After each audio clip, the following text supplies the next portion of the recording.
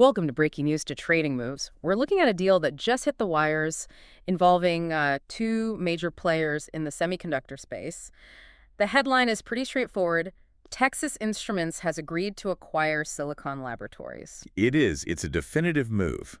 Texas Instruments, or TI, is putting down $7.5 billion in cash to make this happen. Wow. And they are not being shy about the valuation at all. That's the first thing that really jumps out at me, that price tag. We're looking at $231 per share. Right. When you look at where Silicon Labs was trading before this, I mean, that's a premium of roughly 69%. 69% premium is. Yeah. It's aggressive. Yeah. Usually you might see, 30, maybe 40% to get a board to agree. Yeah. Pushing nearly 70 tells us TI sees something absolutely critical in these assets that they feel they have to own. They're effectively paying to clear the field. Okay, so before we get into the mechanics of it all, let's just identify the players for anyone tracking the market. The acquirer is Texas Instruments, ticker TXNN. TXN. And the target is Silicon Laboratories, which trades under the ticker SLAB. SLAB. Got it. So what's the stated goal here? What are they trying to do? Well, the stated goal is all about expanding their wireless connectivity footprint. Okay. TI is specifically targeting the industrial and consumer IoT markets, the Internet of Things. And when companies say Internet of Things, it's easy to just think of, I don't know, smart light bulbs or something. Well, a connected fridge. But the industrial side, that's where the real volume and the stickiness is, right? Factory automation, sensors, grid infrastructure, that's the playground they're aiming for. Precisely. This isn't just about gadgets. It's about the infrastructure of connectivity. But, and this is a big but, investors need to be patient. Why is that? The expected closing date is listed as the first half of 2027. 2027. That is a long runway. It is. We're talking about a deal that won't close for potentially 3 years. But the economics driving it, I guess in their eyes it must justify the wait. It seems so.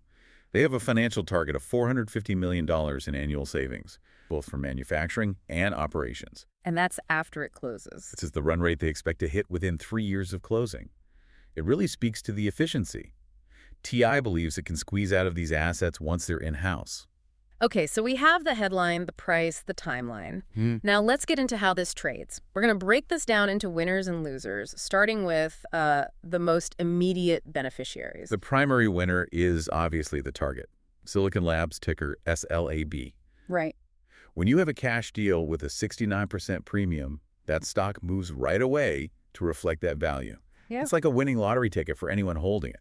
But it's rarely just about the one stock involved, is it? A premium that high sends a signal to the whole market. It creates a sector sentiment lift. A big cash premium pulls up valuations across all the adjacent wireless and IoT chip names. How so? It signals that the assets in this space are undervalued, at least relative to what a big strategic buyer like TI is willing to pay. So it starts that conversation of who's next. Exactly. Who is next? If SLAB is worth a 69% premium, investors immediately start looking at other mid-cap connectivity players and positioning for another takeover. It encourages that speculative positioning. You see money flow into similar companies just in case lightning strikes twice. Now, we also have to keep an eye on Texas Instruments here, ticker TXNN. They're part of this, of course, though their position is a bit more complex. We'll touch on them more when we get to the risks. Good idea. But for now, let's look beyond the two companies signing the checks. Who else wins on the manufacturing side of this? Okay, this is where we look at the supply chain. Mm-hmm. You have to remember, TI is a major U.S.-based manufacturer. They're an IDM, an integrated device manufacturer. Meaning they don't just design the chips? They build them. They own the factories. That's a crucial distinction, because Silicon Labs has mostly been a fabless company, right? They design chips but pay someone else, like a TSMC, to actually build them. Exactly. So when TI buys Silicon Labs, the long-term plan is to take those designs that are currently being made outside and move them into TI's own manufacturing plants. And it's not just a simple drag and drop. You can't just take a design for one factory and run it in another without some big physical changes. It triggers a huge mechanism of internal capacity planning. They have to integrate these products, which means tooling updates. It means optimizing test and packaging to fit TI's specific workflow. Which translates directly to demand for process and equipment. They need the hardware to make it happen. Which leads us straight to the specific beneficiaries in the capital equipment space. We're looking at companies like Applied Materials, ticker AMAT, AMAT. and Lam Research, ticker LRCX. These are the guys who supply the heavy iron, the actual machines that build the chips. That's right. Integration drives those cost synergies, but to get those synergies, you need upfront investment. To get that $450 million in savings, TI have to spend money on equipment first. And that demand flows right upstream to AMAT and LRCX. It's the classic picks and shovels trade. TI is mining for efficiency, and Applied Materials is selling them the shovels. Right, and this demand doesn't just happen overnight. The deal closes in 2027, but the planning and the equipment ordering, that starts way before then. It has to. As they ramp up to bring those Silicon Labs chips onto their own 300-millimeter wafers, the order books for these suppliers should see a benefit. Okay, let's move from hardware to software.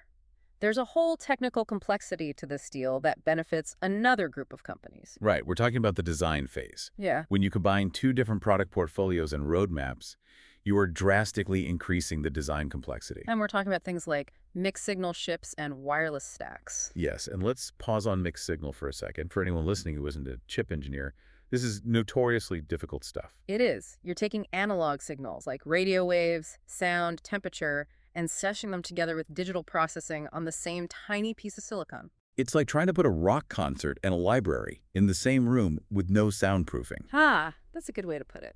The analog signals are sensitive and noisy. The digital ones are fast and rigid. Getting them to play nice without interference requires incredible precision.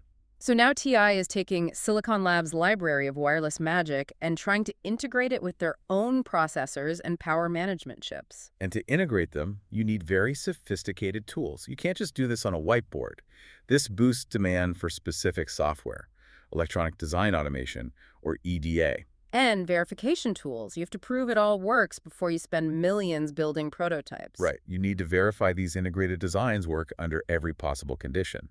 You also need IP tools to manage the integration of these two massive intellectual property libraries. So who captures this demand? The leaders in this space are Synopsys, that's ticker SNPS, and Cadence, ticker CDNS. They provide the software environment where this all happens. It's basically the operating system for chip design.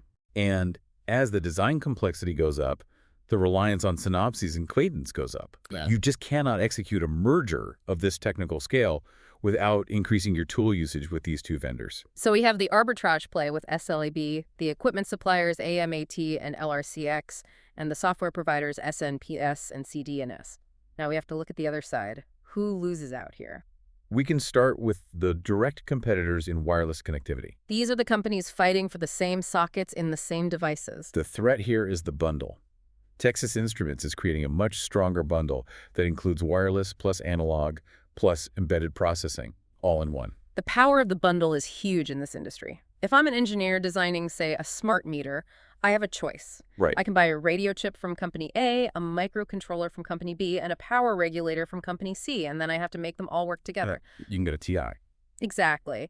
TI comes in and says, here's a reference design. It has the radio, the processor, the power. We've already tested it. It works. And here's the price for the whole package. That is the easy button for procurement and for engineering. It creates immense pressure on standalone vendors. If you're a vendor that only focuses on RF radio frequency or just connectivity, you are now competing against a giant that can offer the whole solution. You have to convince the customer your radio is so much better that it's worth the headache of integrating it with somebody else's processor. And in markets like industrial IoT or smart home devices. Good enough often wins if it's cheaper and easier. That's right. So the specific companies at risk here, we're looking at names like Qorvo, ticker QRVO. QRVO. And Skyworks, ticker SWKS. Now, these are great companies. They have high-performance parts, but they're more specialized. They are. And they face a tougher competitive landscape because TI can leverage that broader portfolio to squeeze them out. If TI discounts the processor to sell the radio, Skyworks has a very hard time matching that math. And it's not just the niche players, is it? This also impacts the broadline rivals, the other heavyweights. Yes. The other giants competing for design wins.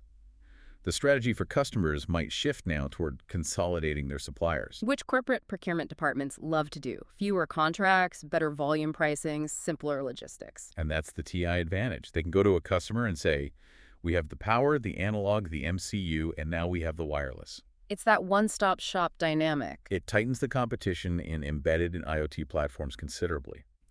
The companies facing this heat would be Broadcom, ticker AVGO. And microchip technology, ticker MCHP. Exactly. They're the ones who will have to fight harder for those design wins against a more comprehensive TI offering.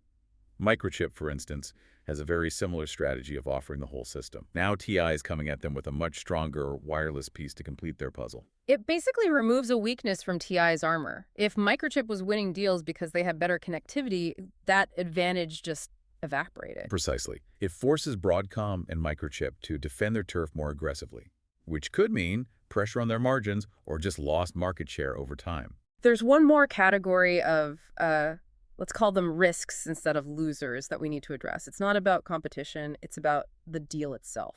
Regulatory and approval risk. This is a major hurdle.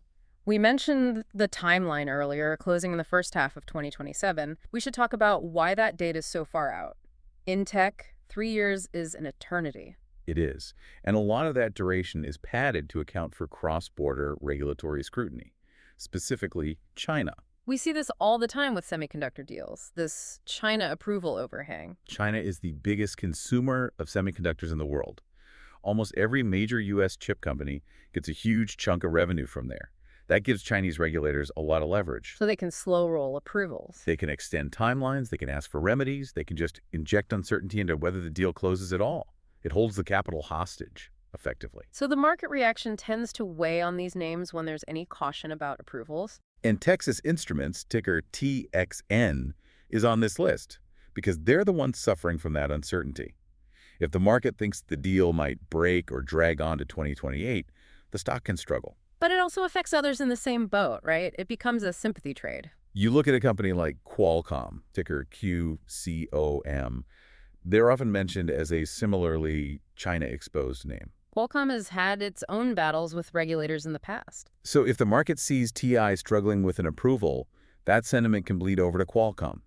Investors think, well, if TI can't get a deal done, Qualcomm probably can't either. You can put a ceiling on their valuation for future M&A. It's guilt by association. The market just groups these large-cap semiconductor names together based on their geopolitical exposure. It acts as a dampener on the entire group whenever a headline hits about regulatory delays. So let's just recap the landscape here. It's a single acquisition, but it creates this whole web of trading moves. You've got the acquirer, Texas Instruments, TXN, the target, Silicon Labs, SLAB. Then the manufacturing winners who get orders for the new tools.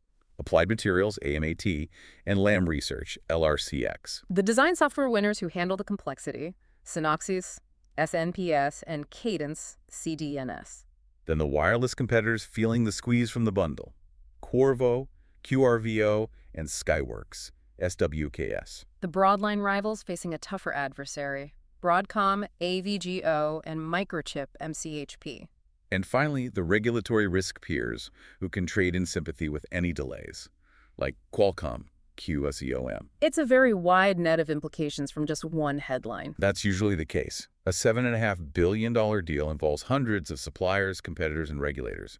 It creates motion in every direction. One final thought for our listeners to consider. We talk about the efficiency of these complete reference designs. The bundle, it makes life easier for engineers, no doubt. But it's worth asking. At what point does the efficiency of a massive tech giant collide with the regulatory walls designed to prevent them from getting too big? We're seeing that tension play out right here with that 2027 timeline. It forces you to look at the trade-off between the industrial logic and the regulatory reality. The industrial logic says, combine these companies. The regulatory reality says, not so fast. And that friction is where the trading opportunities and the risks really live. As always, a mandatory disclaimer. This is not financial advice or buy or sell recommendations. This is purely the opinion of the author. Thanks for listening to Breaking News to Trading Moves.